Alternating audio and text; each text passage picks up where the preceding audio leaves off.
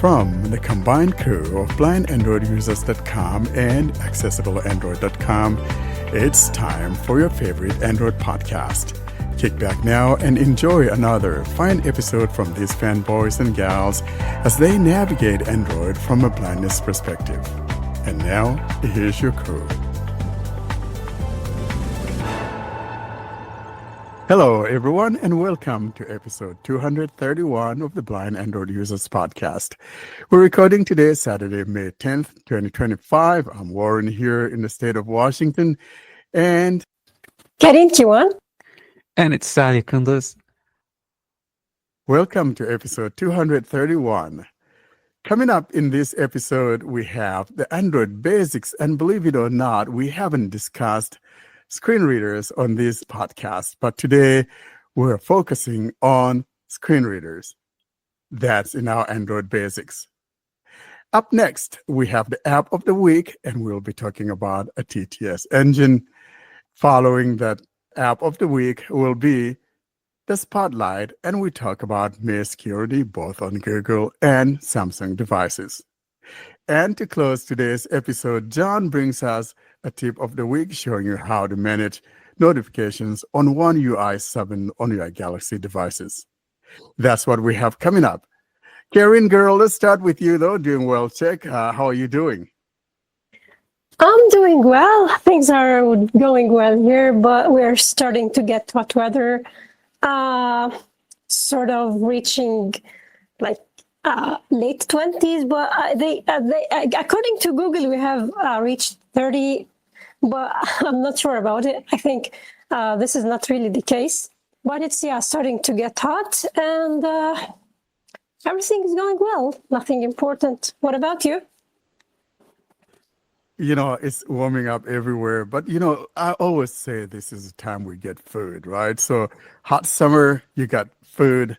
Without that sun and all of that good stuff, you're not going to have food. So I think here probably are going to be up to like 70 something degrees today. So yeah, it's getting up there, but you know, it falls back and then sometimes it goes back down. But then I was doing something or helping someone, and I think I kind of hurt my wrist a little bit. I was moving some heavy stuff, trying to set up his Wi-Fi and all of that. But other than that, I'm doing fine. Sally, what's going on? You're hiding in Samsung City. Lots of Samsung phones. I'm hiding here and feeling kind of nostalgic. It's 2 years since I moved here. I remember the days when I moved here. I was still the part of the podcast crew. And I was asking my friend, is it really raining this much in this city? Like he said, yes, it's rained a lot. And those are the days when it rains a lot again these days. I mean, you don't know when it's going to rain. For 10 minutes or 20 minutes, it's going to have a heavy rain. It's going to stop. And after a couple of hours, it's going to rain again. So those are the days. And it reminds me of the days that I came here. So it's a little nostalgic today. But I'm okay besides that. Are you guys by the sea or something? Yeah. Why you're getting done? Yeah, we're in the sea. And why you'll have such a lot of rainfall. Yeah, that's right. Yeah, but of course, it gives you food. Remember, I mean, I'm a rain hater myself, and this is why I like Central Washington, where I'm at, because basically, I mean, this eastern part of Washington is like a desert in some sense, but yet in the same breath, it's the breadbasket of the area. So without irrigation, we probably have no food here at all. And now, the Android Basics segment. This is a segment where we discuss the things that power your device from behind the scenes. And now, here's this week's episode, Android Basics. Let's now move on to our Android Basics segment. And today we're talking about screen readers. Of course, these are the most important thing on our devices as blind people. Without a screen reader, you're dead in water. Karin, let's get started with you. What do you think about screen readers in general? And then we'll talk about the ones that we have on our devices or on Android in general, at least we have three, right? We have three different choices. So if you don't like what comes on natively on that device, you have a choice of getting a different one to install and get going. So why don't you get us started on that subject of screen readers, and then tell us which one you prefer to use. I should start with one important thing, which is a big advantage, or which is very positive. Screen reader usage and accessibility has improved a lot. The screen reader usage has improved since the early days of Android. Like we have so much leaps forward. If we compare things like how they were before and how they are now, actually things are really becoming better. Yeah, we still have issues, but actually we can't say that nothing has improved. In fact, so much has improved. And those who were using Android in the early days know so much what I'm talking about. So this is great. Let's start with something positive. Then actually, screen readers, like if we go back in history, like, do you remember Spiel, which was the screen reader that was trying to be the other choice, the third party choice? Yeah, we had TalkBack, but Spiel was trying to make something different. It was the first screen reader which had extensions. So this was something great for the early days of Android. Unfortunately, it didn't stay for long. It was discontinued. Then we had the Shine Plus, which was really like, look, there's something in Shine Plus that I couldn't see in any other screen reader until now. Even Jieshuo doesn't have this, which is the responsiveness. Like Shine Plus wasn't the most stable screen reader. Yeah, it used to crash. But if you look at the responsiveness, it was one of the very, very good ones. Like I remember when I typed using the Shine Plus for the first time, and I was using Gboard. Gboard was laggy with TalkBack. Then when I started typing, it was like, oh, really? Is that a different phone? What happened? Am I exposed to some sort of magic or something? So it was something really great at that time. And then we lost also Shine Plus. Now, we have TalkBack, which, to be very honest, has improved also. I still have issues with TalkBack, especially its lagginess on mid-range devices.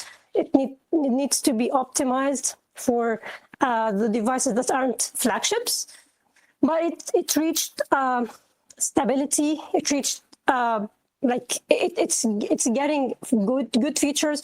Google is giving us the AI capability of Gemini to describe images, which is really a game changer. So yeah, this is great. And then we have the Jieshuo screen reader, which is the Chinese third-party screen reader that received a lot of popularity. So many people use this, and it led to a lot of discussions. Which is better, TalkBack or Jieshuo? What should I use? No, this one is better. Jieshuo is better. TalkBack is better. So this was always the subject of discussion.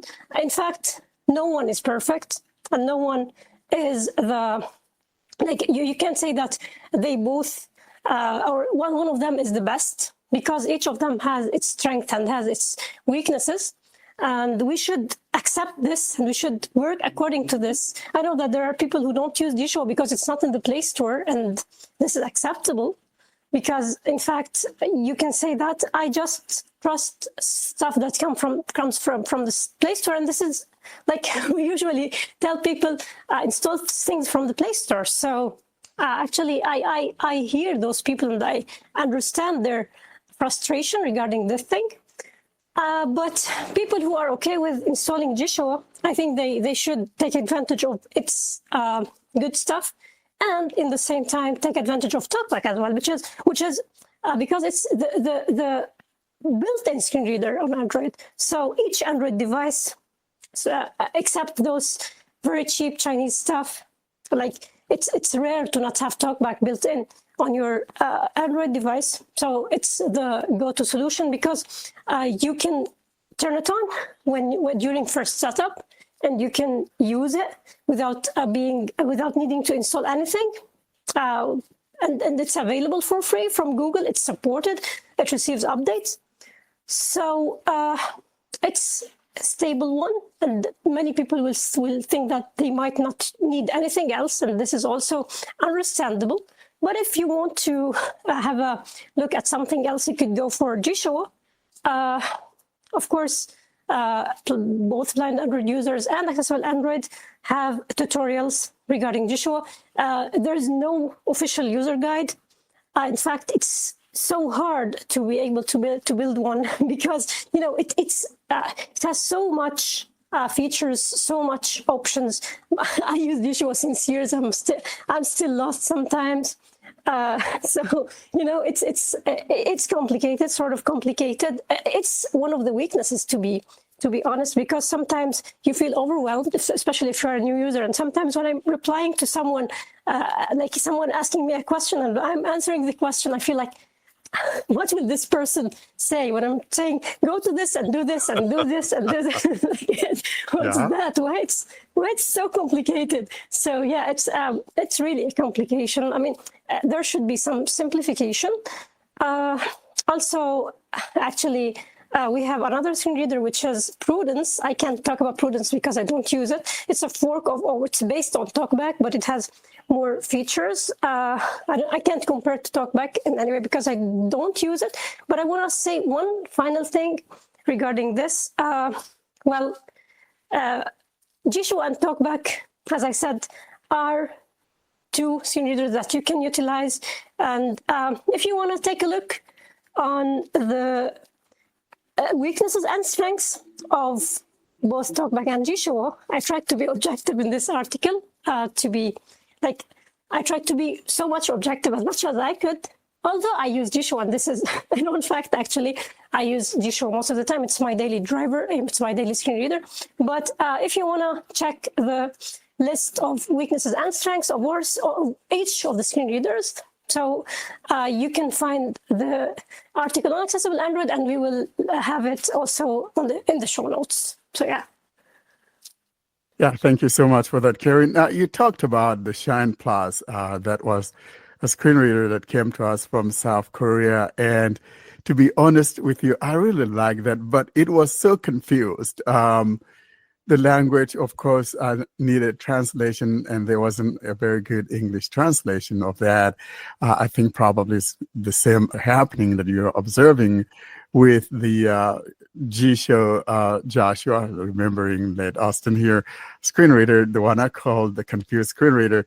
And it was just a little bit complicated, and most especially that control panel of that Shine Plus was very confused for some reason. But like you said, it was very responsive. And another thing that I liked about it, it had that whisper mode, which you guys also have in the commentary screen reader, something we do not have with TalkBack. In other words, if you want to just put the phone to your ear so that only you can hear what's going on as though it were a phone call, it had that feature, and we still don't have that on TalkBack. But yeah, so you've got that nice article there on accessibleandroid.com comparing the screen readers. And as you mentioned, probably it depends on the person using it. Everyone kind of has a little bias as to what they like. But I think that the article is very objective. And based on that, you could see which one is going to be better for you. For me, though, I'm a TalkBack user. And my only argument has always been, if I reset my device, my TalkBack is going to come on and help me set that device back up. But, with a third party, of course, you've got to get everything going before you get to install it. But other than that, I think that's the only shortcoming that one would have. But with customization, I think no one comes close to that confused screen reader. And I wish, though, that one of these days it will be placed on the Play Store so I, too, could play with it. But right now, it's not on the Play Store. And I think another drawback to it, it's very hard for people finding things on GitHub for some reason. had a lot of people contacting me. I just can't find it, and I don't blame them. It's hard to find what you're looking for on GitHub, if we're going to be honest with ourselves. But if you're familiar and used to how to find things on GitHub, it's not hard to find. But a lot of people don't have that ease of use when trying to use GitHub and trying to find what they're looking for. So there are several, drawbacks to not placing something on the Play Store.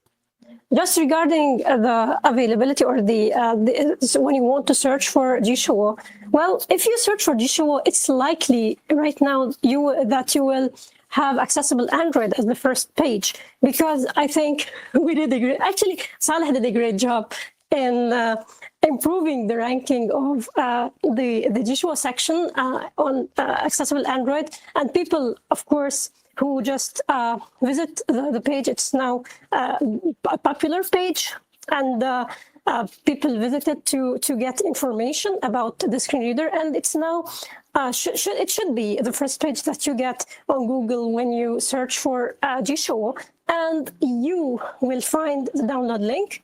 It's a direct link. It should take you directly to. It should start the download directly from GitHub. So this should make things easier, and also, of course, just be careful when you are getting Jieshuo versions, because there are cracks, and there are a lot of cracks.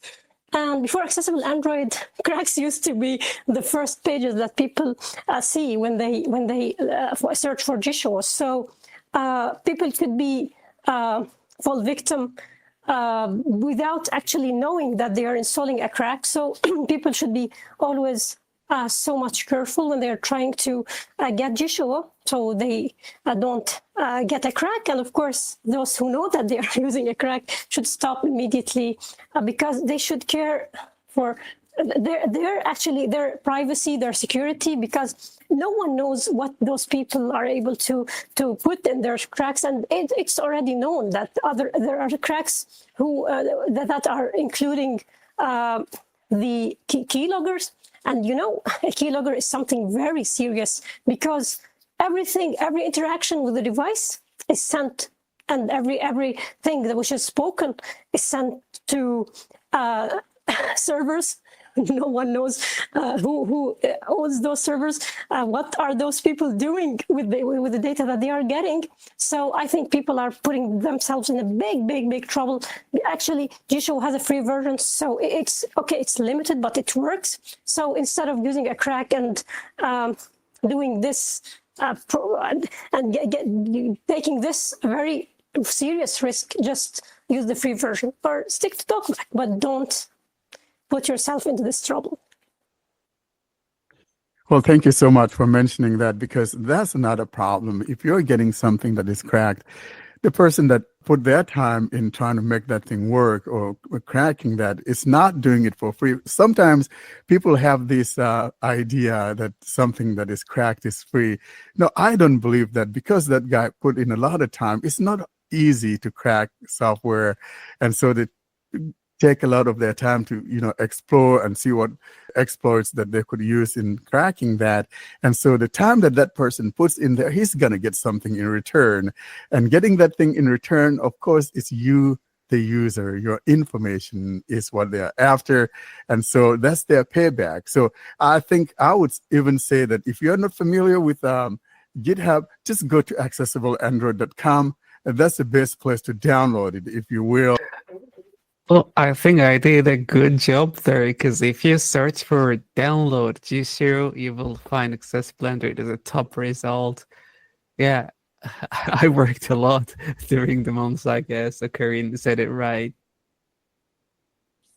Now, so tell me something. When one downloads it direct from accessible Android, is it downloading the latest version? Does it link to the latest iteration of the app?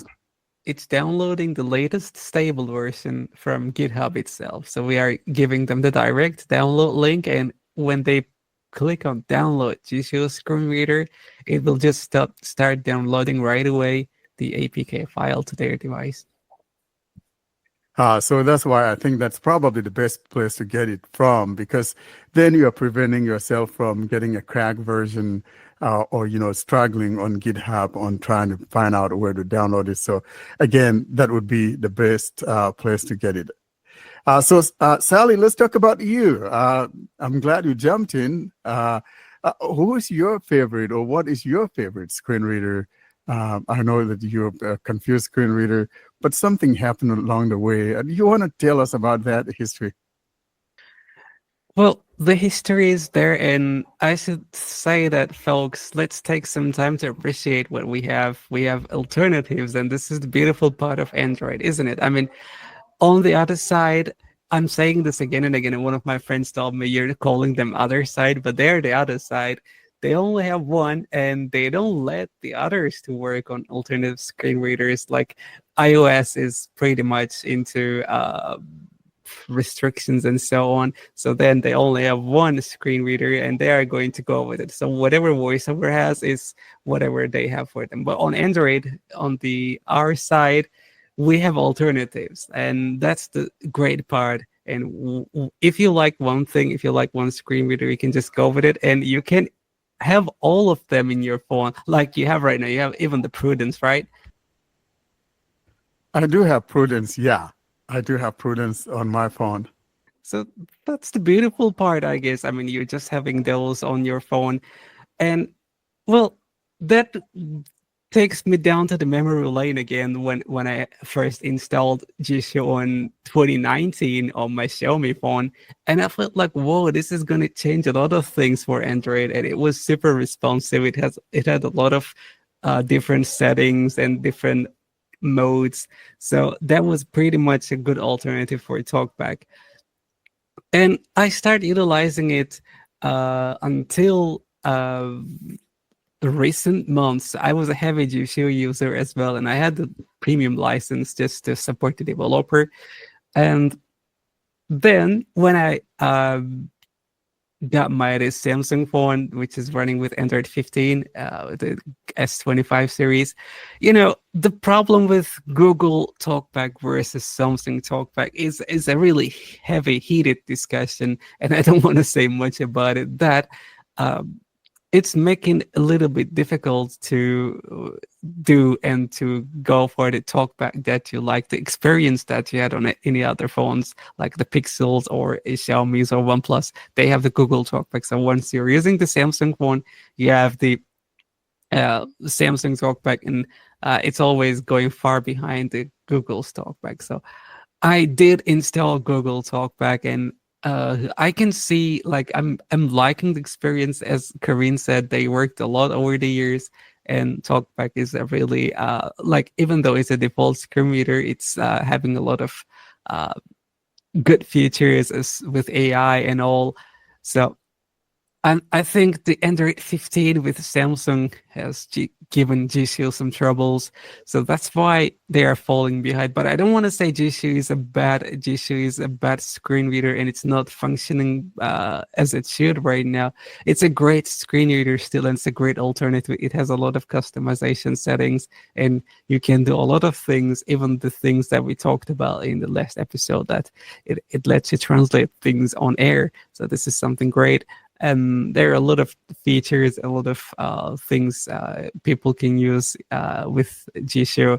But the only drawback for me or for any other Samsung users on Android 15 is that the incompatibility. It used to be as well in the earlier Android and One UI versions, but you had some tricks to go with it. Like, I changed the launcher, and now I'm not using One UI's default system launcher, but still has some issues with, like, with the system itself. So probably it's going to change with Android 16, or I don't know when, but this is how it is right now. I can still use Jieshuo screen reader in some parts, but it's not giving me that feeling that I used to have with Android 14. Another example is that I have another Samsung device. It's a tablet running Android 14, and I have Jieshuo as the default screen reader in there. So I can see the difference. It was really working well, and I could enjoy the experience. But with this one on Android 15, I think this is a really drawback, and I hope it's going to change. Coming back to Prudence, I'm in contact with one of the guys. Like, she's the community manager for Prudence Screen Reader.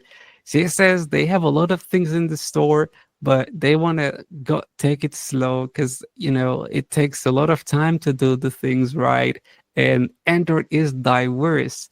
There are a lot of different types of phones and different types of screen sizes, different types of technical specifications, the processors, and all of that. So it takes a while to make everything compatible. That's why especially Jieshuo is fighting for. Like, he's the sole developer. He's doing his best to make Jieshuo as fast as complete as a bug-free screen reader. But once like you're done, okay, you think it's working for Xiaomi users, it's working for OnePlus users, Samsung's users gonna say it's not working for me. So once you fix it for Samsung, it's gonna break for Xiaomi users. So Google is, I think, doing it right.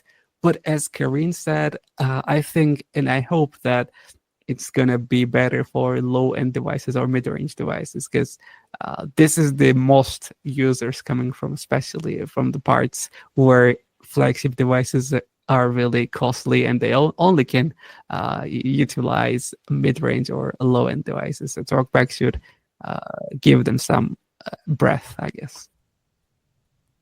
Something you mentioned there, Sally, and that especially the Jieshuo, confused screen reader, as well as the Prudence. These are both Chinese developers, and I can see where the uphill battle is, because if you don't have someone who's knowledgeable in that language to translate it into other languages, for example, using English.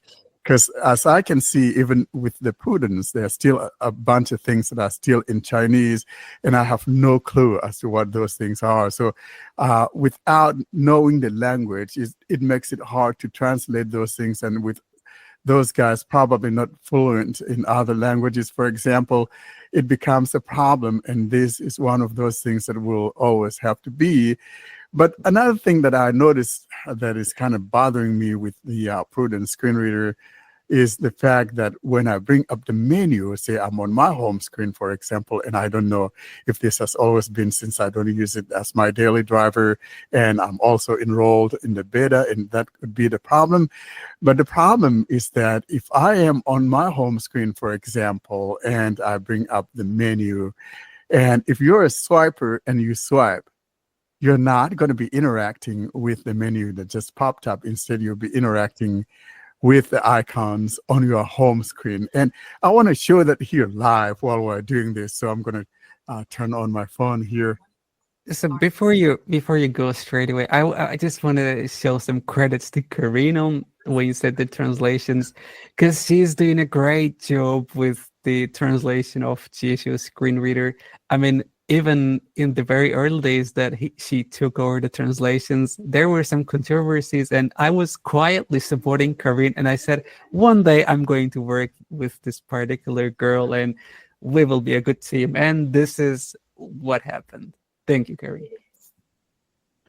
Well, thanks for the translation. And, I hope we have someone like that on that Prudence as well, because, we still have stuff in Chinese in Prudence. And it's not an easy job, like I said, because it's very hard unless one really understands that language. Sometimes something may not be well translated, or whatever the case may be. Karine, you have anything to make a comment about this? Yeah, just because Saleh mentioned the translation thing. Well, thank you very much. Actually, yeah, that was before, I think, Accessible Android, one of the troubles. And yeah, I'm really honored to work with you. And yeah, I think we're a great team. So yeah, thank you. But I want to talk about the translations. Well, you are right. It's really a barrier, the language, even if now translation is better. I mean, you can use AI to get at least what something does.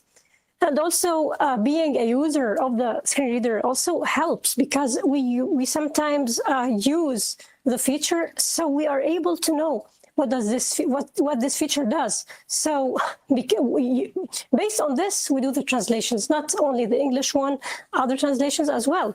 So this is something that we do, but yeah, being like, it's not only because of regarding the translation, it's also regarding communicating with the developer. So you could use translation to talk with the developer, but sometimes, translation messes things up. And it's sometimes so hard to talk with the developer, especially that in China, they use different things. Like they don't use the mainstream apps that we use here internationally. Yeah, they use email, but if you want to talk with them using a messaging service, you have to use QQ, and QQ doesn't work everywhere. And yeah, it has its issues internationally. So also this is a problem other than the language barrier. But I want to say, I'm trying my best as the English translator. Actually, I wasn't the first translator. It was originally translated by Arcadius. He did a great job because also he knew Chinese. He knows Chinese, so this made him able to communicate better with the developer, and he did a great job during the first years of Jieshuo. And what he did should be appreciated, because it was the base actually that I continued. I did my work. Because of that foundation, because of that base. Yeah, I did edits, and I know that there were a lot of controversies. I'm not going to talk about what happened, about the troubles that happened afterwards, but now I'm trying my best, and I'm the official English translator. So I hope that everything keeps going well with Jieshuo, and we are trying, every translator is trying, but as Warren said, the issue of Chinese is the real problem, because it's a language that not many international users maybe are able to use, and it's a hard language. So yeah, it's a real problem. And also they use other software, like there are issues with Google Assistant, and because they don't use Google products, so they don't use Google apps, so they don't care sometimes to fix, or they can't fix actually, because it's not easy to use this app. So sometimes we get this issue with apps that we use internationally, and they aren't able to fix, or they aren't able to put their hands on apps, the apps, because they are in China. So yeah, this is also a problem. Karen, thank you so much for doing what you do, because we need people like that are willing to do these things, because if we don't help ourselves, nobody's going to do it for us, right? So it makes sense if one has the ability or willingness to do something, to just kind of step up to the plate and say, hey, I'm going to be able to take on this responsibility.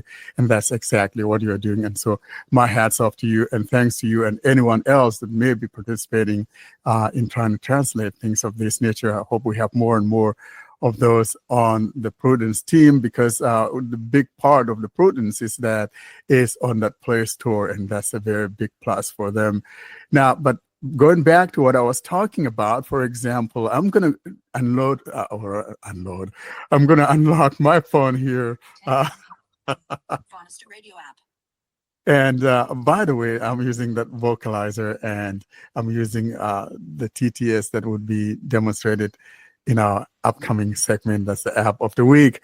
So I'm here, for example, Pen to print. I'm on an icon called Pen to Print. Now, if I bring up that Prudence menu, Main menu. and if you're a swiper, you expect to just swipe through the menus of this Prudence. But if I swipe, Speaker. Better open with at voice. so you see, it's reading Tech freedom. the icons on my R scan. home screen, not. So if I swipe Tech backward, freedom. At voice. Better open with speaker.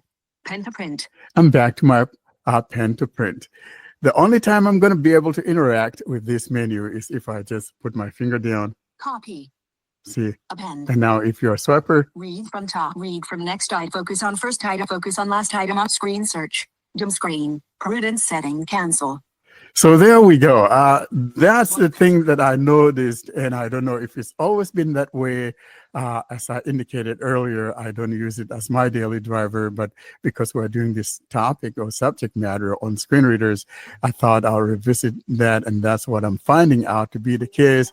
So if you guys there in Prudence land are listening to us, look into that and fix it, because I know a lot of blind people are swipers, they're not explorers. So let's fix that problem if there's a fix for it.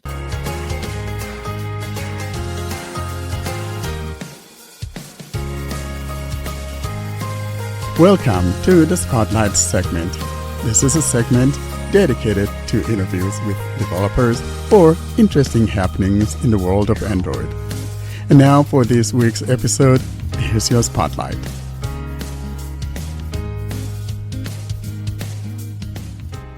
We now move on to our next segment, and that would be the Spotlight. And today we're talking about the Android security patch for both Samsung and Pixel devices for the month of May. Samsung actually beat Google to the punch this month, and Google's May security dropped, I think that was Tuesday. And there are so many patches and fixes. There were in total some 46 with Google, one very severe that was actually out in the wild as an exploit. And guess what? It was Meta, Facebook, if you will, if you're from the old school, that found that exploit back in March. And so that has been fixed. So if you have a Pixel phone, you want to make sure that it's updated. And also if you have a Galaxy device, make sure that it's also updated. And there are lots of other fixes that are there for like the Qualcomm chips and the MediaTek. And then that's something we talked about, Imagine technology or something. So those are some of the issues that got fixed, but lots of them in there. We'll be putting the link in our show notes so you can read about it, because there are too many to read out. Yeah, so that's what we have for these updates. And Karen, I know you're still waiting for your One UI 7, which is not yet here.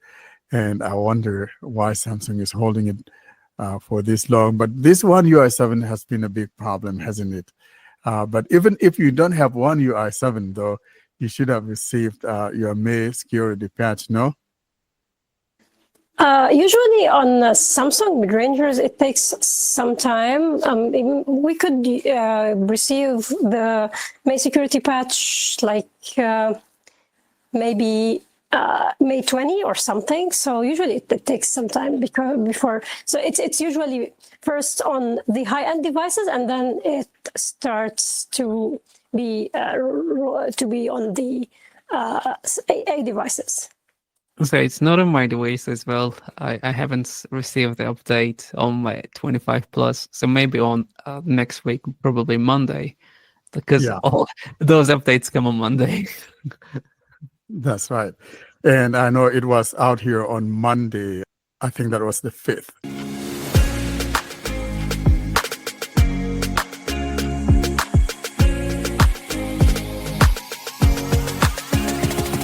Up next is the App of the Week segment. This is a segment dedicated to app demonstrations. Should you have an app that you would like to demonstrate for our listeners, feel free to send us the recording of such an app demo to contact us at blindandroidusers.com. And now for this week's episode, here's your App of the Week.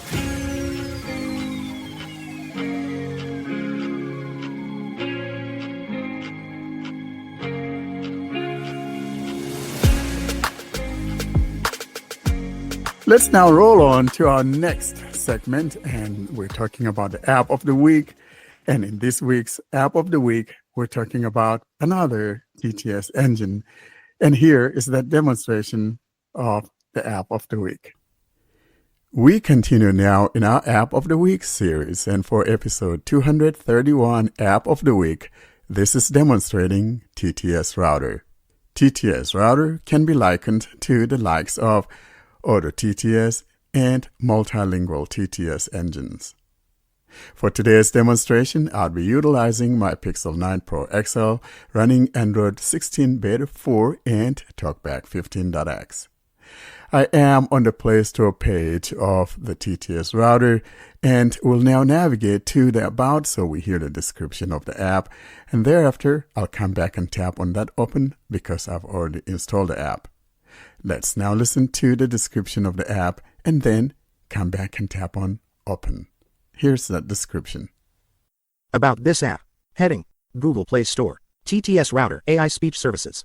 TTS Proxy for using multi-TTS and online TTS APIs for different languages. TTS Router is a powerful and versatile text-to-speech application that serves as a central hub for managing and utilizing various text-to-speech engines on your Android device. This innovative app allows you to seamlessly switch between different TTS providers and customize your speech experience. Key features: multiple TTS providers, support for various online TTS services including OpenAI, 11 Labs, Amazon Poly, Google Cloud TTS, Microsoft Azure, Speechify, integration with system-installed TTS engines, easy switching between different providers, advanced customization, multiple audio formats support MP3, WAV, OGG, language selection with auto detection, voice selection for each provider, model selection for AI-powered TTS services, export audio files. TTS Router is your all-in-one solution for text-to-speech needs, offering flexibility, customization, and high-quality voice synthesis across multiple providers. Whether you're using it for personal or professional purposes, this app provides the tools you need for a seamless text-to-speech experience.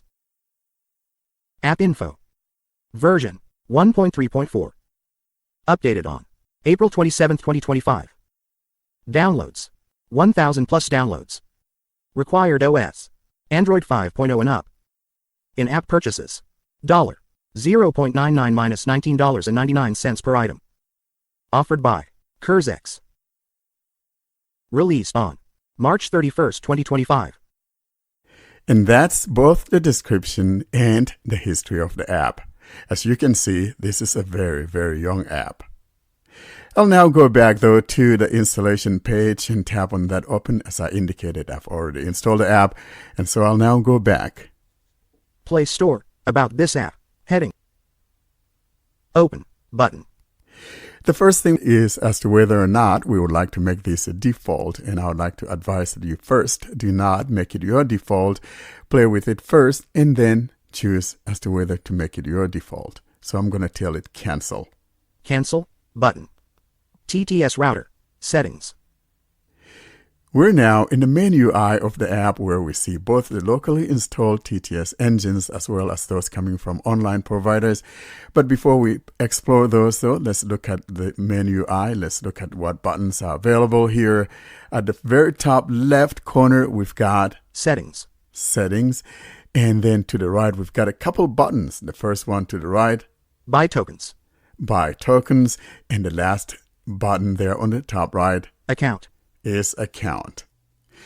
Below here, we have the following. Hello World. Edit box. That's an edit field there that we'll encounter later on as we progress with the demo. Below that, we got a couple buttons, one to the left, which is Export. and to the right edge of the phone, Listen. Below that, we have a couple tabs, and by default, we have the selected one as Selected. Choose service. In other words, this is talking about the locally installed TTS engines, as well as the list of those that are from online. And then to the right of that is another tab, and that tab would be the one that will tell you to download TTS engines. Not selected. Download engine. Let's go ahead and check this out and see what's available in that area on that page. Selected. On this page, here's what we got. Engine download links. And moving down, Xiao I speech engine. Xiao Lup. Ting Shu Zhu Shou. and Eloquence is the last one in here. But I believe, though, that if you go in here and tap on it, you're probably going to find out that it's not there. So, but that's what we got here. At the bottom of the phone, we have a button that says Default language settings. Default language settings. Language settings. Out of list. Now, these things are not very important, but let's go ahead and take a look at some of them, especially the settings on the top left corner, the buy tokens, and the account. I'll now tap on settings on the top left corner. Settings. Back. We heard back on the top left corner, and here are the items we find in the settings. I'll go into items that I think are of importance, but those that explain themselves, I have no need to go into. Here's what we got. Theme. That is the theme, whether you like it light, dark, or if you just wanted to follow your system settings. Not selected. Light. Not selected. Dark. Selected. System. Auto detect spoken text language. Switch. On. Next. Change system engine. You know what that means. If you tap here, it's going to take you to the TTS system settings on your system. Activity log. Activity log. Next. Activity log. RAID app. RAID app. Feedback.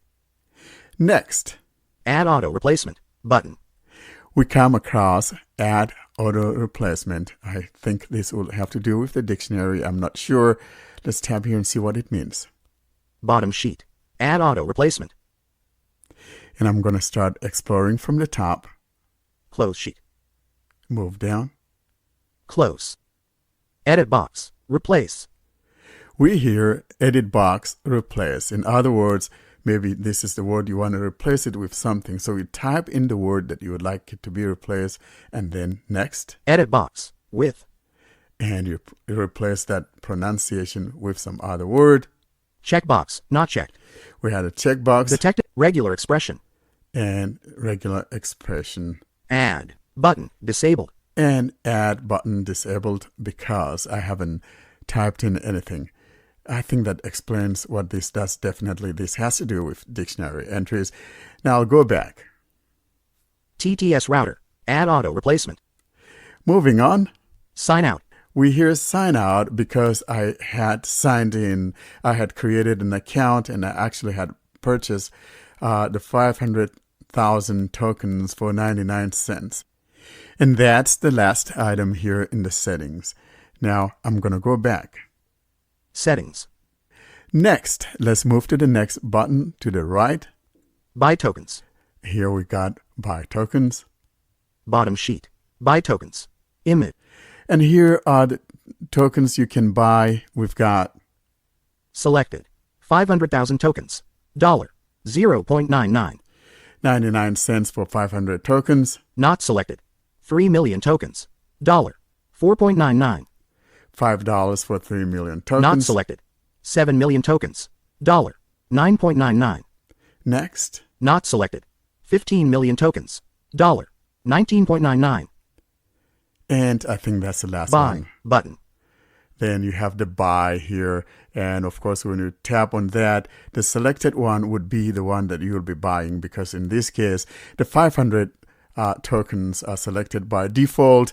And if you tap on that buy, you'll be buying 500 tokens. If you want to buy more, then you be sure you tap on the amount you want first before tapping on that buy. Let's now go back. TTS Router. Buy tokens. Let's now look at the last button there on the top right corner, and that will be the account. Account. Back. We're in the account area now, and if I move my finger down, Work area. and below that would be my remaining tokens that I have purchased. 494 and 518 500,000 20ths. There we go. And below that is a button in the middle, Buy tokens. Button. and at the very bottom Sign out. Sign out. is the sign out. T. Now I'm going to go back. Settings. And now that we're done with looking at the buttons and what they do, now let's look at what TTS engines we have. In other words, besides the locally installed TTS engines on your system, there are those that are coming from online providers. And here's what we got. Not selected. Speech recognition and synthesis from Google. Not selected. Voiceify TTS by Tech Freedom. Well, as you can see, there's several here. If I scroll down more, Not selected. Speak TTS. Not selected. SpeecX text-to-speech engine. and there's the Speaks, the one I demonstrated last week. And I do want to mention here in passing that below each of these TTS engines is a button that when you tap on will take you to the settings. In other words, where you could choose the language or download voice data. For example, if I move my finger down SpeecX text-to-speech engine. and Button. if I tap here, Roles. Button. we hear roles. In other words, it's taking me to the voices or the languages.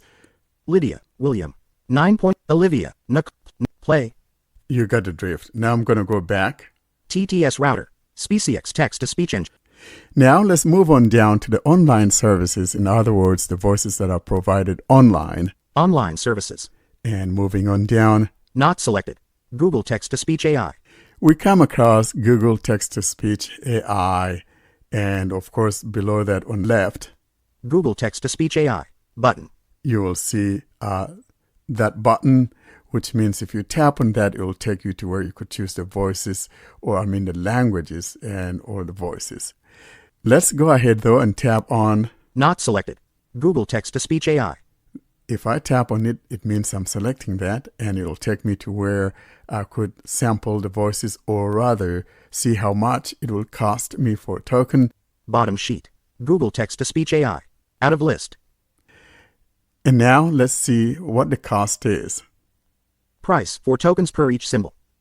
So in other words, there are 4 tokens for each symbol, each character. And below that, Selected. Tokens. 494,518. it tells me the remaining tokens that I have. Now, below here, though, we have some other items, and we have the model, then we have the voice. So in other words, you can choose the model, and choosing a model, sometimes if you choose a different model that's of a higher quality, that will affect the number of tokens it takes per character or per symbol. Let's go ahead and see if that's true with the Google one or not. Model. In list. And moving on down to the right of that, we come across Standard. Standard. we've got the standard. So if I tap here, Pop-up window. Standard. Out of list. we have standard. Let's look at what else we got. WaveNet. We have WaveNet, Chirp 3 HD. Neural 2. Chirp HD. Polyglot. Studio. News. Casual. that's the last one. So I'm going to choose one of these just at random and see how much it would cost. I think I would like to choose that WaveNet. WaveNet. TTS Router. Google Text-to-Speech AI. Now let's look at what the price is. Price 16 tokens per each symbol. So you see, the higher the quality, the more tokens it would take. And now below that model, we have Voice. voice. In other words, we could choose a voice, and below that we have a drop down of voices. METAFEMALE. METAFEMALE. And if I tap, Pop-up window. METAFEMALE. And Out of moving list. down. METB. Male. ARXAFEM. ARXAB. ARXAC. ARXAD. BNNAFEMAL. BNNB. Male. well, you got the TTS drift. router. And if you proceed and you go on down, you'll see some other languages and things like that. So that's what that is. And then at the bottom, we've got 2 buttons. There's a long horizontal button that says Listen. listen. Button. And then below that is a reset Reset. button. Reset. Let's tap on listen. Listen. Listen. But. Hello, world. There we go. Now I'm going to go back. TTS Router. Selected. Google Text-to-Speech AI. And remember, if you swipe, you're going to be going into Google Text-to-Speech AI. the settings of the Google TTS AI settings. Now, next. Not selected. OpenAI. Now, I'm not going to be playing with all of these, but you can play with these things. I'm just going to go into it and see how much it takes for a token or Selected. character. Price 12 tokens per each symbol. OpenAI, standard one there is 12 tokens per symbol. And under the model, Model. we got, GPT-4o TTS Mini. if I GPT-4o. tap here, Pop-up window. GPT-4o TTS. TTS1. TTS1 HD. that's all that we have. Now, I go back TTS Router. OpenAI. and let's look at the voices. Nova. Pop-up window. Alloy. Out of list. Ash. Coral. Echo. Fable. You got the drift. TTS Router. No. And of course, at the very bottom, you got that same listen and that reset. I'm going to go back. Let's look at what Selected. else we got. OpenAI. OpenAI. We got, Not selected. Speechify. let's look at how much Speechify would cost. Bottom sheet. Speechify. Out of Speechify. Price 10 tokens per each symbol. 10 tokens. I'm going to go back TT. and Speech not selected. Amazon Poly. let's take a look at Amazon Poly. Bottom sheet. Close sheet. Amazon Poly. Price 4 tokens per each symbol. Amazon in its standard is also 4 tokens, just like that Google. And next, Not selected. Azure AI speech. that's from Microsoft. Let's take a look. Bottom sheet. Azure AI speech. Price 15 tokens per each symbol. Microsoft charges you 15 tokens per symbol. Let's go back. TTS Router. And now let's look at the last one here, and that would be 11 Labs. Not selected. 11 Labs. Bottom sheet. 11 Labs. And let's take a look at the price. Price 220 tokens per each symbol. Oh boy, I thought that Microsoft was expensive. Check 11 Labs out. And that's what that is. And of course, at the bottom, you got that listen and then the reset. Let's go ahead and tap on listen. Listen. Listen. Hello, world. And remember, that would be like the regular standard voice. Anyway, so let's go back. TTS Router. Selected. 11 Labs. And now with 11 Labs selected, if I go into the system TTS area and choose the TTS router as my default, I'll be utilizing the 11 Labs voice. I don't want to do that, so I'm going to go find something that I have locally on my device before we go select that TTS router as the default TTS engine from the system settings of the TTS area. Let's see, if I put my hand at random, see what I find. Not selected. Acapella TTS. All right, I do have Acapella TTS, so I'll tap. Bottom sheet. Acapella TTS. Notice that when you tap on any of these, it will take you to where you could see the listen sample. So Listen. let's Listen. play a sample. Hello, world. Okay, now I'm going to go back. TTS Router. So with Acapella selected as my TTS engine via the TTS router, let's go ahead now and go switch to the TTS router from the TTS settings area. So I'll bring up the TalkBack menu, TalkBack menu. and I'm going to go to TTS. Text-to-speech settings. Text-to-speech output. And now I'm going to tap on the preferred TTS. Preferred engine. Speech recognition and synthesis from Google. All right, now I'm going to find that TTS router. Radio button. Not selected. TTS Router. 2 of 20. And I'll tap. Attention. This speech synthesis. OK button. Using TTS router. Showing items 1 to 14 of 20. Preferred engine. Radio button. There we go. So we got it using Acapella. I'm going to go back. Text-to-speech output. Preferred engine. TTS router. 1 of 6. We're now in the system text-to-speech area, and we're sitting on that preferred TTS engine, and we're being told that the TTS router is the chosen one. Now, I do want to mention here in passing, as I indicated earlier, that if you move your finger to the right, and that's the settings, when you tap on it, it's not going to do anything because you can't change that here. In other words, if you want to go choose a different language or something, you have to go back to the main UI of the TTS router. I'll show you what I'm talking about by tapping on the settings found to the right here. Settings. Button. And I'll tap. Nothing happens. Yep. Preferred engine. So now I'm going to go back to the TTS router menu UI. TTS router. Selected. Acapella TTS. Now we are here, and here's where you can choose another voice. Or rather, if I wanted to use a different TTS engine, let's say I wanted to use the Google TTS engine, for example. Not selected. Speech recognition and synthesis from Google. And if I tap here, Bottom sheet. Speech recognition and synthesis from Google. Out of list. it has made Google my default. And of course, it pops me up to where I could go tap on that listen, but there's no need. And so if I want to choose a different one, for example, let's say I want to choose, Not selected. SpeecX text-to-speech engine. say I want to choose that Speaks that I demonstrated last week. All I need to do is just tap here.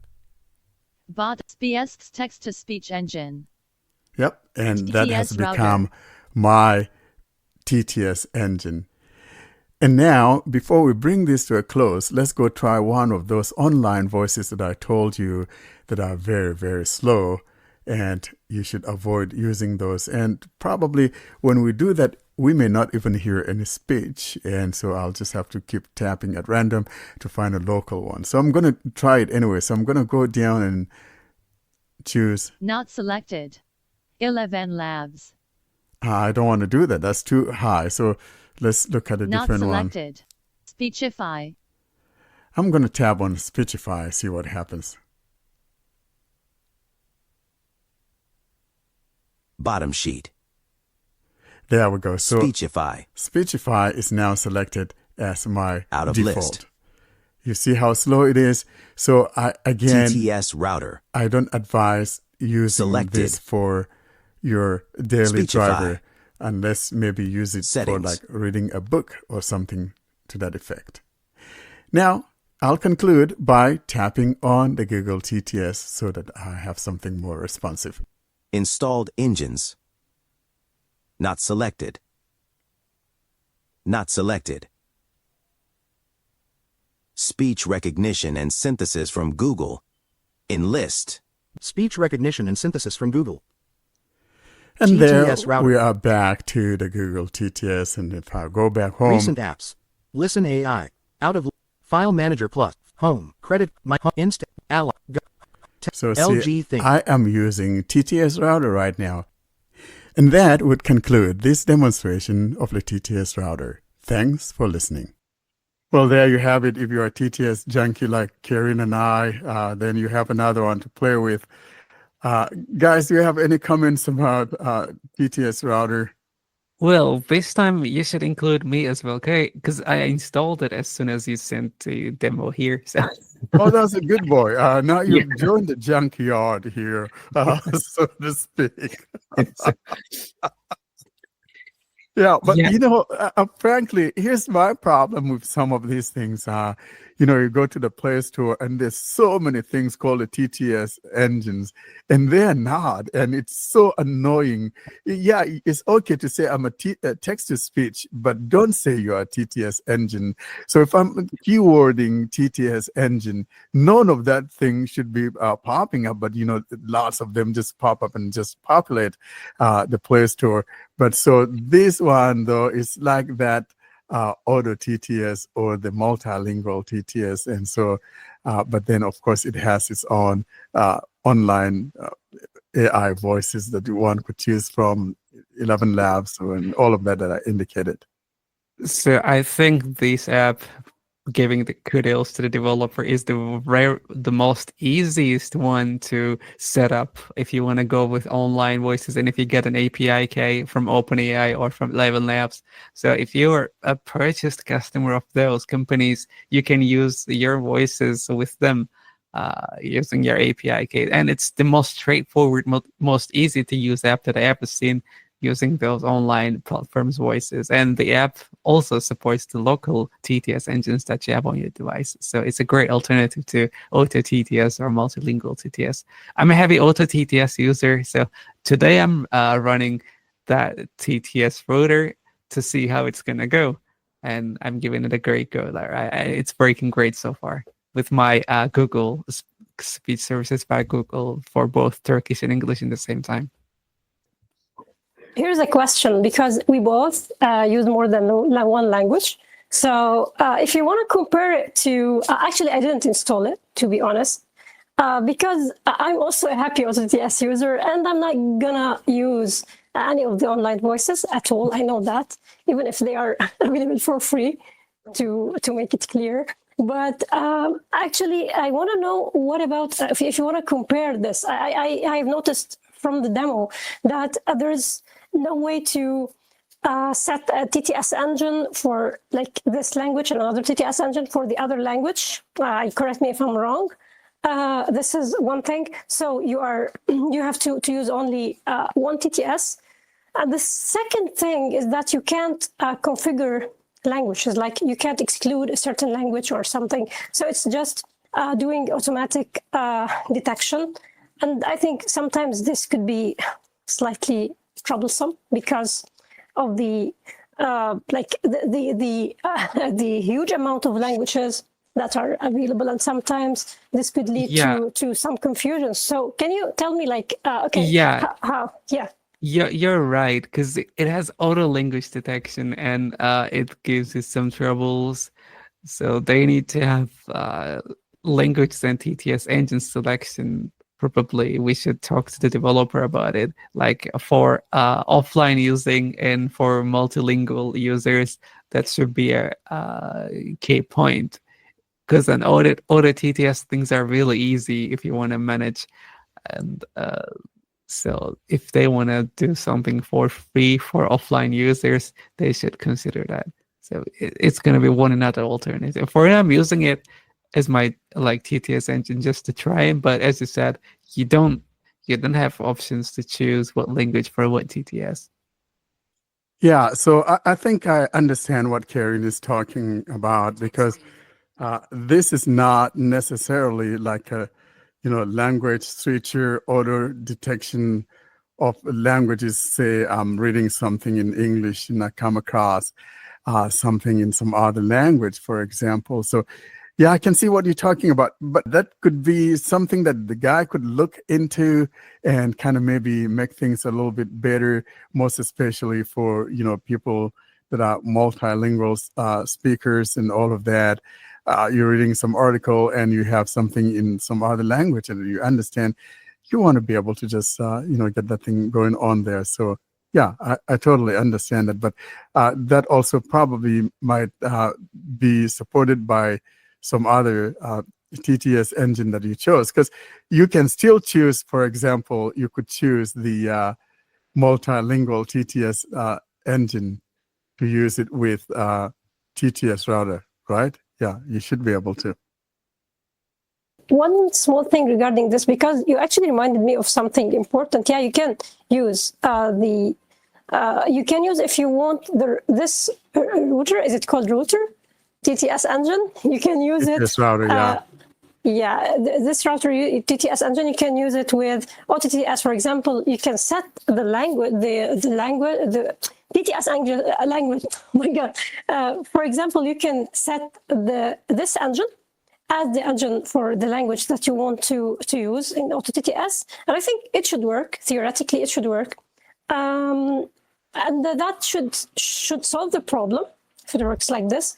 And also, one another thing, some online engines already support more than one language per. Like you can use the same voice with more than one language, like OpenAI, like 11 Labs. So also this could help for people who are using the online voices.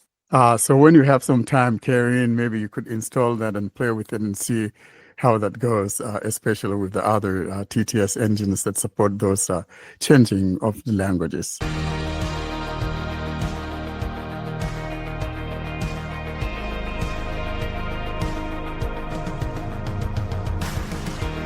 Coming up is our Tip of the Week segment.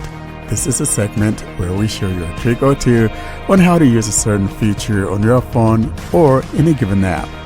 If you have a tip that you would like to share with our listeners, feel free to send us such a tip to contact us at blindandroidusers.com. And now for this week's episode, here's your Tip of the Week.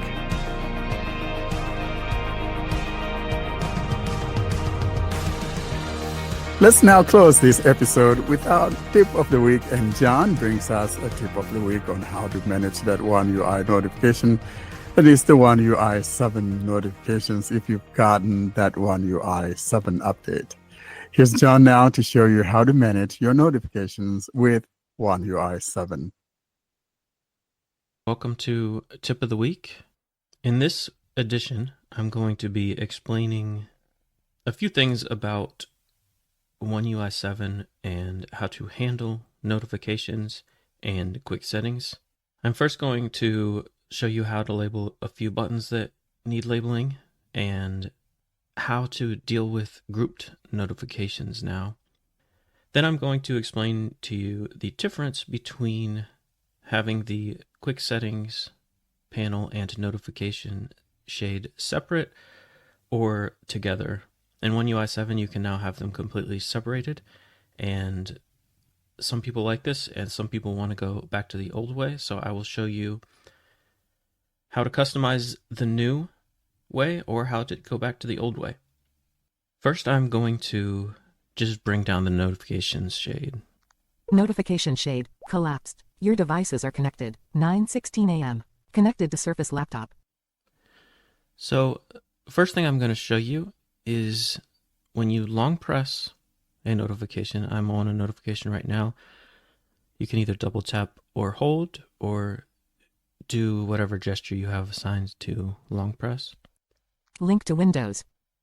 And you'll hear the name of the app, and then there's going to be two options. One is for turning off notifications from this app, and the other will take you to the notification settings for the app. Button. As you can hear, that's unlabeled. Button. Detected icon settings. This one is unlabeled, but TalkBack has detected it as settings. So although this is frustrating, and I reported this a long time ago in the very first beta, but it never got addressed. But the good thing is you only have to label them once, and it applies to any app that has a notification. So what I'm going to do is label these real quick. Button. I usually use voice commands, but feel free to use the TalkBack menu if that's how you do it. Label, turn off notifications.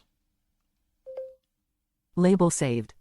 Then I'm going to go to the next button. Button. Detected icon settings.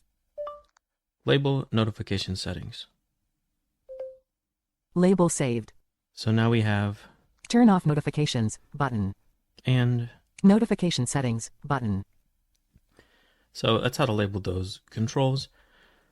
Now I'm going to show you how to deal with grouped notifications. Nova Launcher. Home. I've backed out, but I'm going to bring down the notification shade again. Notification shade. Dark star. Collapsed. Bow. 9:09 a.m. Hey, what's up? 2. Now this is a notification from messages, and as you heard, it said 2 at the end. And what that means is there are 2 notifications from the Messages app. Now it doesn't tell me it's messages, but I just have to figure it out myself, I guess. And now if I swipe right, My burner. 9:06 a.m. Hi, how's it going? it goes to the second message. Even though this is not expanded, it's still collapsed, but I can swipe between each message in this group. So swiping back to the left. Collapsed. Bow. 9:09 a.m. Hey, what's up? 2. And again, because this is the first in the list, it has a 2 after it, letting me know that there are 2 messages in this group, or 2 notifications in this group. Now if I swipe up, Dismiss. that will dismiss it, but it would only dismiss this one, and then you'd have to continue going through all of them, dismissing them, which if that's how you want to do it, that's how you can do it. But I'm also going to show you how to dismiss them all if you want to.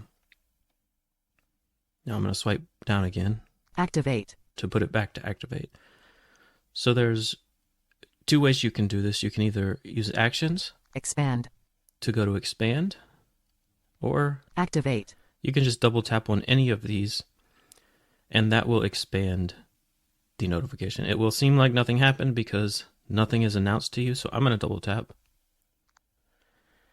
And it didn't say anything, but it did expand this group of notifications. And now I can swipe between them.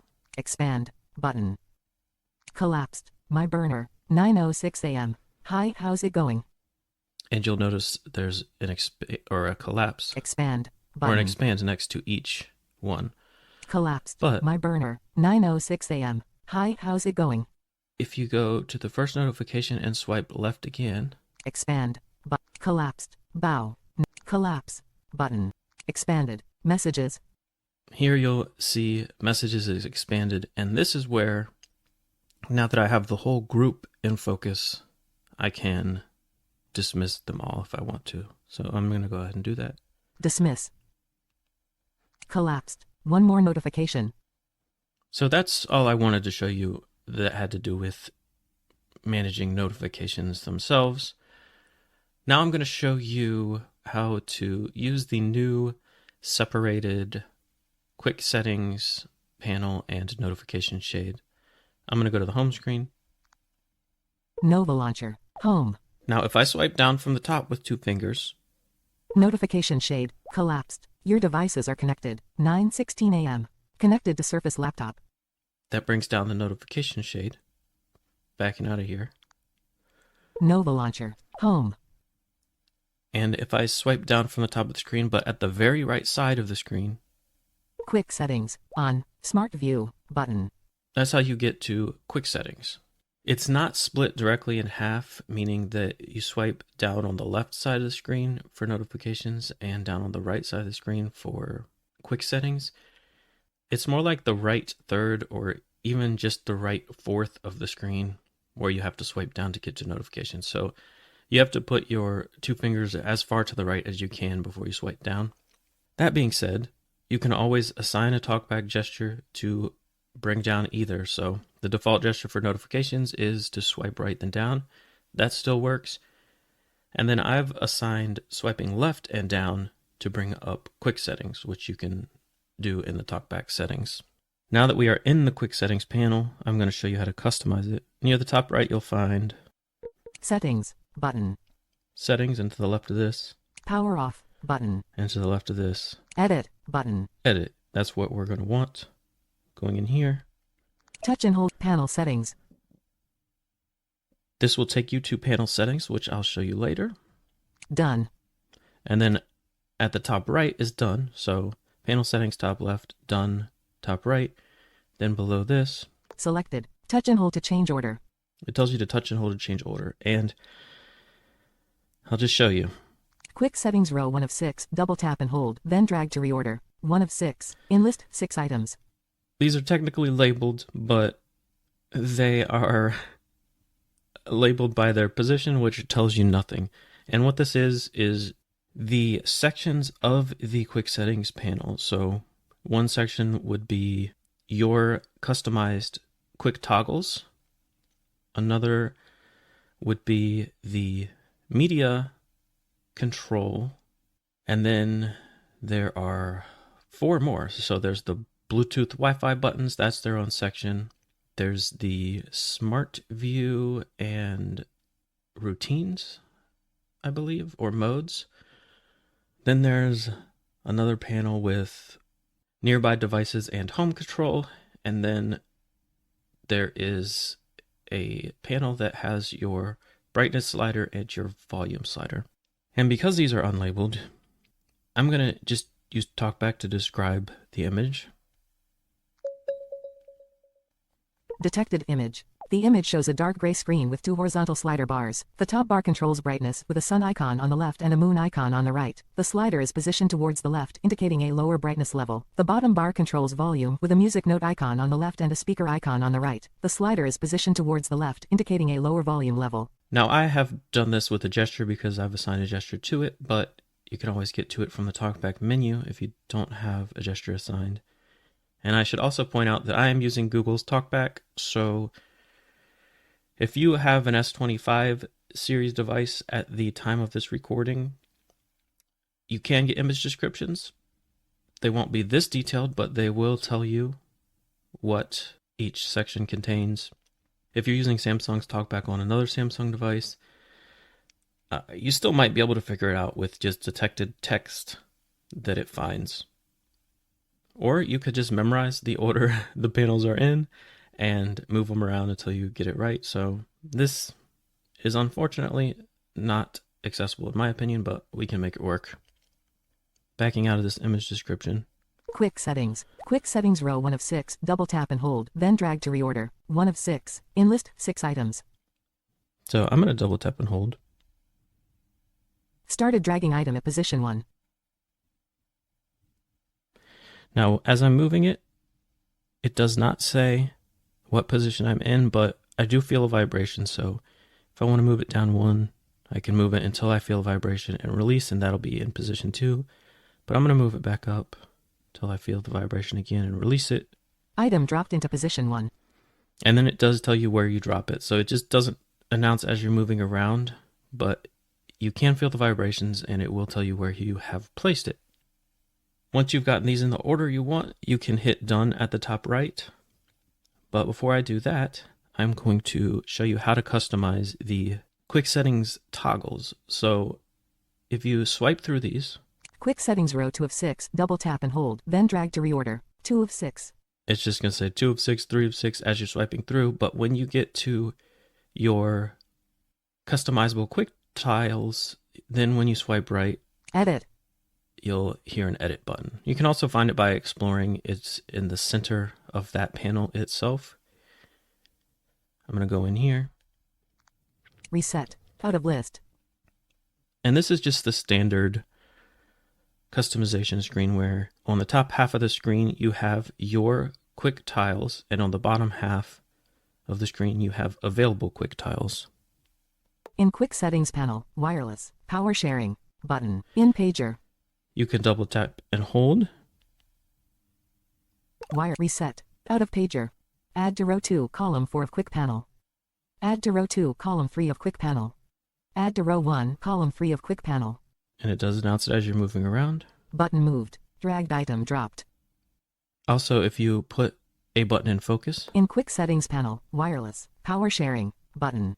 and then you swipe to the right, Wireless, power sharing, remove button. there's a remove button. You can double tap there, or you can use actions. In quick settings panel, Let's wire, see. move button. So you can move Activate. Move button. or activate. So you can rearrange these or add them and remove them using either actions or double tap and hold and drag, whatever you're more comfortable with. Just remember to save it when you're done. I'm going to go to the first item. Reset. Out of pager. Reset is at the top left if you want to restore defaults, but to the top right Done. is done. I'm not going to double tap on this because I don't want to save it. I'm just going to back out. Panel settings. And now that we're back on the screen that customizes the quick settings panels, at the top left, as you heard, is panel settings. And I'm going to go in here to show you how you can go back to the old way of having the quick settings and notifications panel sort of combined. Close button. So now on this screen, Panel settings. Swipe down from the top right corner of the screen to open the quick settings panel. Swipe down from anywhere else on the top of the screen to open the notification panel. that's describing the current setup, Separate. which is separate, Selected. Radio button. and that one is selected. So if you want them together, Together. Not selected. Radio button. go to that radio button. But before I select this, I'm going to swipe to the next item to show you what's here. Off. Quick panel on left side. Switch. So if you turn this switch on, it will reverse it. So swiping down from the left side rather than the right side will bring down the quick settings panel if you prefer it that way. But I'm showing you how to put it back to the old way. So I'm going to swipe left again. Not selected. Radio button. And this is the radio button for together. I'm going to double tap this. Selected. And now you'll notice when I swipe right, we have different options. Edit top quick settings. Edit top quick settings. If you're trying to go back to the old way, you'll remember this. It's the 6 quick setting toggles that appear above the notifications on the notifications page or notifications shade. And this is where you will go to edit those. It's very similar to the previous page I showed you for editing the quick settings toggles in the quick settings panel. So I won't go in here. But the next option is Brightness control. Show always. here's where you can decide whether you want it only shown in the quick settings panel or if you also want it shown in the notification shade below the quick settings tiles and above the actual notifications. Device control and media output buttons. Don't show. And last, we have this option for the media control. That's pretty much everything I wanted to show you about how to get the new notifications and quick panel set up the way you want it. There are a lot of options and it can be confusing, especially with everything not being completely accessible. So I hope this demonstration has helped you to understand how it works and get it set up the way you want. Thanks for listening. Thanks so much, John, for that one. And I hope that you and your kid are having that great offline podcast that we talked about like a couple of weeks ago. Kudos to you guys, and hope you're having a great day On behalf of John out there. I want to mention one thing. Instead of swiping down with 2 fingers, you can double tap and hold, and then drag your finger down. So like if you want to use, or if you want to go to the notification shade, you double tap and hold, and then drag your finger down. This works actually on other One UI versions, but here on the One UI 7, you like the direction or the side that you will swipe from will be what will decide if you are using, or if you are going to the quick settings or notification shade, of course, if you are using the separate new thing. So yeah, just to let people know that it's possible to double tap and hold and then drag the finger down. Thank you so much. That's great.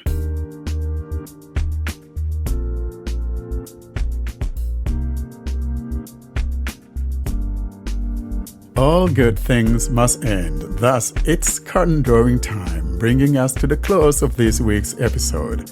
Coming up, though, we give you information on how to get hold of us.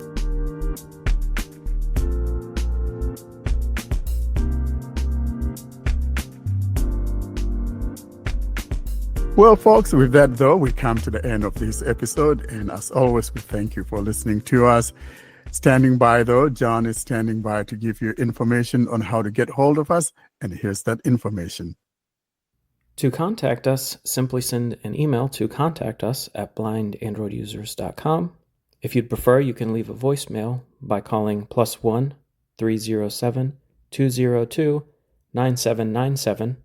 You can join our mailing list by sending a blank email to blindandroidusers+subscribe@groups.io. You can join our Facebook and Telegram groups or subscribe to our YouTube channel using the links in the podcast show notes or YouTube video description. And you can find all of this information and more at our website, blindandroidusers.com. Thank you so much, John. And with that, we come to the end of this week's episode. We do want to say goodbye, and always try to listen to us when you can. And if you have time, come on as a guest listener and all of that. From me, though, I want to say goodbye and thanks again till we see you next week. Thank you for listening. Goodbye. Thank you for listening. Goodbye and have a great week.